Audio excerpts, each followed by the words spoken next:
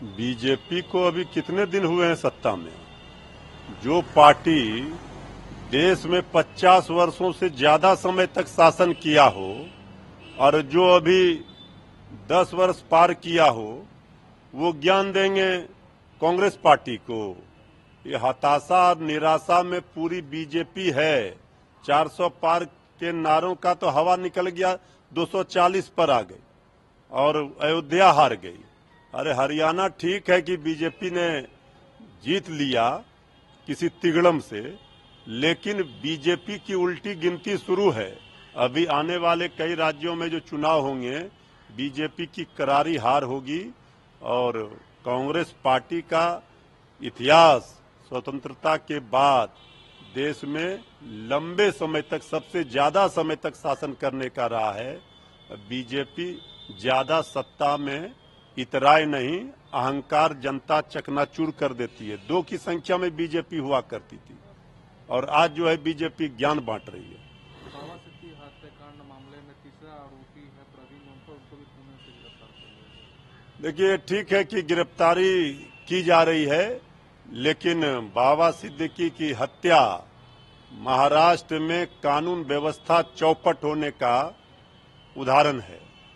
और इस तरह से अगर जिनको इतनी सुरक्षा कवच में जो नेता हों, खास सरकार में अभी शामिल हुए थे एनसीपी अजित पवार जी गुट में, जब उनकी सरेआम हत्या हो गई तो अब तो कटघरे में है शिंदे सरकार। उनको इस्तीफा देना चाहिए और बीजेपी के डिप्टी सीएम हैं।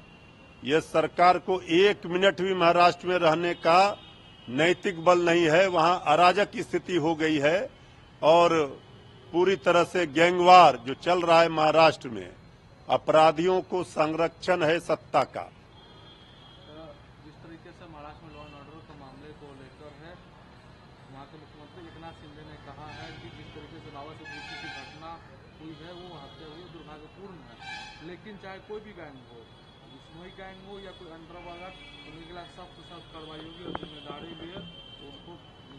भाई कार्रवाई होगी, ये सब तो सरकार इसलिए नहीं होती है कि किसी की हत्या हो जाए फिर कार्रवाई करने के लिए। सरकार वो होती है जिसका इकबाल ऐसा हो कि कोई अपराधी इस तरह की घटना का अंजाम न दे सके। वहां तो गोलियों की तड़तड़ाहट से पूरा महाराष्ट्र दहल उठा है। अब शिंदे साहब जो ज्ञान दे रहे हैं, उनको पहले इस्तीफा देना चाहिए, तब फिर कुछ कहना चाहिए। जम्मू कश्मीर में राष्ट्रपति शासन हटा दिया गया है, वहाँ पर उमर अब्दुल्ला है वो सरकार नहीं, ठीक है, वहाँ जम्मू कश्मीर में अब राष्ट्रपति शासन समाप्त हो गया है और वहां पर उमर अब्दुल्ला जी की सरकार इंडिया गठबंधन की बननी है। ये खुशी की बात है कि जब धारा 370 के बाद वहां पहली बार चुनाव हुए तो उसमें बीजेपी को जनता ने नकारा। सरकार वहां इंडिया गठबंधन की बनने जा रही है। जम्मू कश्मीर में अरविंद केजरीवाल ने कहा है कि दिल्ली की तरह जम्मू को भी आधा राज्य बना दिया गया है, और उनके सारी शक्ति उपराज्यपाल को दे दी गई है। मैं उमर अब्दुल्ला से कहना चाहता हूं कि आप कोई भी काम करने में दिक्कत हो रही है, मुझसे पूछो, मुझे पता है कि दिल्ली को कैसे चलानी है। वहाँ पर आम आदमी पार्टी को देखिए, केजरीवाल जी ने अपना अनुभव शेयर किया है। दिल्ली में जिस तरह से उनको लगातार उनके कामों में अड़ंगा डाला जाता रहा, एलजी के माध्यम से उनको परेशान किया जाता रहा, इसको लेकर के केजरीवाल जी ने ये बातें उमर अब्दुल्ला जी को कही है कि किस तरह से उन्होंने झेला है, किस तरह से। तो इसमें तो कोई गलत बात नहीं है, वो ठीक ही वो कह रहे हैं कि जो उनका अनुभव है, और उमर अब्दुल्ला जी खुद अनुभवी हैं, तो ये केजरीवाल जी ने अपना विचार व्यक्त किया है। दिल्ली में जल जीवन हरियाली मिशन मामले में वहाँ के मंत्री मिथिलेश ठाकुर, उनके पीए, उनके भाई और आईएएस मनीष, उनके ऊपर ईडी कार्रवाई कर रही है। देखिए, जिन जिन राज्यों में चुनाव आएंगे वहां पर आईटी, ईडी, सीबीआई भी जाएंगे। ये बात तो जग जाहिर हो चुका है।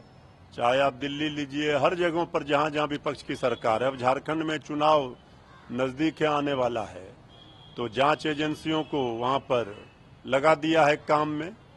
भाई, सत्ता पक्ष में जो केंद्र में सरकार में है वो जांच एजेंसियों के माध्यम से क्या राजनीतिक लड़ाई भाजपाई लड़ेंगे। आईटी, ईडी, सीबीआई सरकार में नहीं ला सकती है बीजेपी को। ये जो करना है करें, हर चीज का जवाब दिया जाएगा, कानूनी लड़ाई लड़ा जाएगा और जनता की अदालत में भी लड़कर जीता जाएगा।